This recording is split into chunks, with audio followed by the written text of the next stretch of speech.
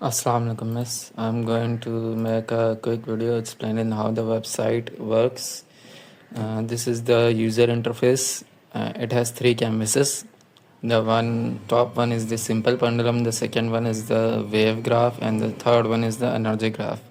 Below that, there are three sliders: length, gravity, and mass, and all their details on the right side, showing what would happen if I increase the, let's say, the length and the gravity or the mass. You can adjust the sliders by mouse, or you can simply enter the data by keyboard if you click the values. And below the details, there is also the energy calculator, and it calculates the kinetic and potential energy and the total energy. And below that, there are equations that has been used in this project, and two buttons: restart swing and export graph data.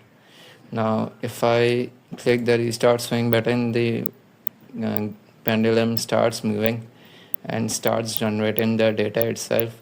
I can adjust the sliders. As we can see, increasing the length will slow the swing, and if I increase the gravity, it will make the swing faster. But if I make it, let's say, at 1, it will even slow the swing more. And let's say if I want to generate a data based on the actual values itself, I will set the gravity to 9.8, and I will set the length to, let's say, 200. And if I restart the swing again and let it run for a while, I think this is enough. And if I click this export graph data, and if I go to my download section and click this graph